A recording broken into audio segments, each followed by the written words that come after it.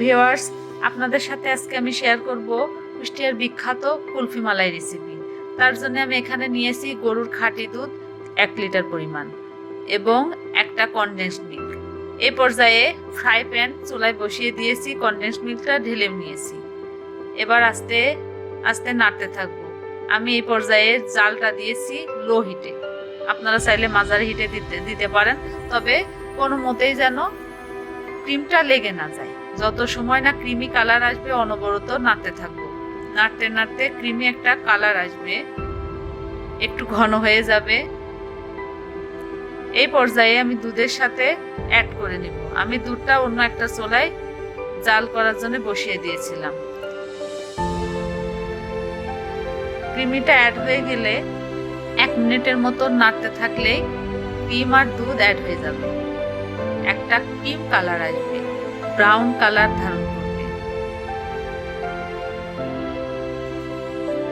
এইখানে আমি মাঝারি হিটে জাল করে নিব। এই পর্যায়ে আমি 2টা এলাচ অ্যাড করে দিব। কুষ্টিয়ার বিখ্যাত কুলফি মালায়ে এলাচের এই সুগন্ধটা অনেকেই পছন্দ করে, জগৎ বিখ্যাত। আমার এই পর্যায়ে দুধ অনেক ঘন হয়ে গিয়েছে, আমি একটা জাগে দুধ ঢেলে নিয়েছি। এই মলটা আমি বাজার থেকে কিনে নিয়ে এসেছি, আপনারা চাইলে কিনে নিতে পারেন, দেখতে অনেক সুন্দর লাগে। তাই এইখানে আমি 7টা মলটে ঢেলে নিব। বাকি দুধ অন্য একটা বক্সে ফ্রিজে রেখে দিব। এই মলটে ঢাকনা দিয়ে ঢেকে আমি ফ্রিজে রাখবো 7 থেকে 8 ঘন্টা। 7 থেকে 8 ঘন্টা রাখলে এটা খাওয়ার উপযোগী হয়ে যাবে।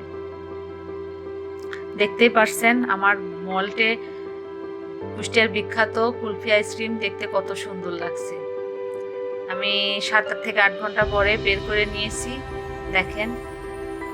এবার 10 থেকে 20 সেকেন্ড রেখে দিলে মল থেকে আইসক্রিমটা আলাদা হয়ে যাবে।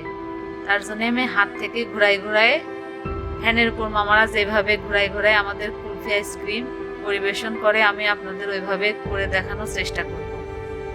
দেখতেই পাচ্ছেন, একটু হাত থেকে ঘুরাই ঘুরাই নিলে মল থেকে আইসক্রিমটা আলাদা হয়ে যাবে। অনেক ইজিলি ভাবেই আইসক্রিমটা বের হয়ে আসবে।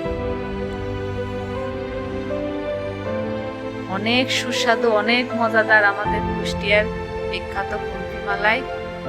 একবার হলো বাসা ট্রাই করে দেখবেন, আর কেমন হয়েছে কমেন্ট বক্সে জানাবেন। এত অল্প উপকরণে এত মজাদার আইসক্রিম এর আগে কখনো খেয়েছেন কিনা কমেন্ট বক্সে জানাবেন। ধন্যবাদ। আসসালামু আলাইকুম।